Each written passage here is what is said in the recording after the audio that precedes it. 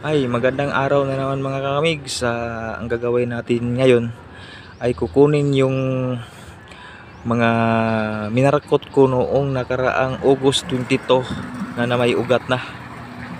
Kaya titingnan natin kung marami namang ugat kasi kakatingin natin. Ayan mga kamigs, ito may ugat na. Kaya kakatingin natin. Ito. Ayan. At meron pang isang mga kamigs ito. Kakatingin natin to. Yan. Ang dami ng ugat to.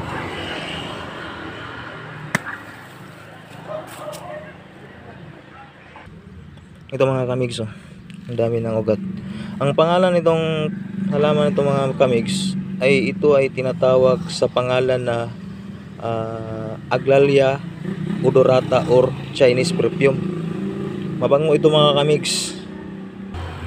Ito yung bulaklak niya. Itong kulay yellow parang bunga pero bulaklak niya to. Ito ang babango. Lalo na kung takip silim na, magagabi na, ay magbibigay ito ng bango. Ito na kamigs, kinuha ako na yung silupin na nakabalo sa kanya. Ito yung mga ugat mga kamigs. Ito transfer natin ito sa seedling plastic bag na yung size niya yung 6 yung size niya. Dito natin ilalagay. Ito na yun mga kamigs, oh. Naka-transfer na. Ilalagay natin ito sa lilim. Kaya marami pa itong ilalagay ko dito, ita-transfer ko dito. Yan yung mga kanya. Yan. At saka mayroon pa doon sa puno, hindi ko pa nakuha kasi mabutan pa ng init. Mahirap na. Kaya ito lang pala ang tatrabahuin ko ngayon.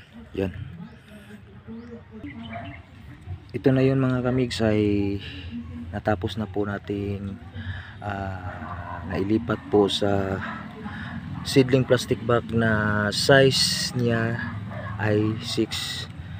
Yan mga kamigs. Kaya marami ito mga kamigs.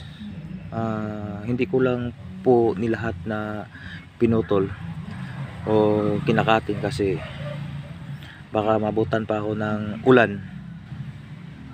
Ngayon init pa siya,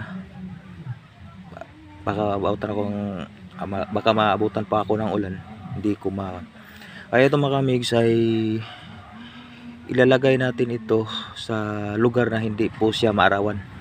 Ilagay natin ito sa lilim sa loob ng 2 araw bago pakawalan at ilagay din sa init kasi nangangailangan ito ng init Sa ngayon hindi pa natin ito lagay sa yung maarawan kasi bago pa siyang kalilipat. Magre-recover pa itong ugat niya sa loob ng yung seedling plastic bag, kaya ilagay pa natin ito sa lilim. Kaya hanggang dito na lang mga kamigs. Ingat, God bless, mabuhay.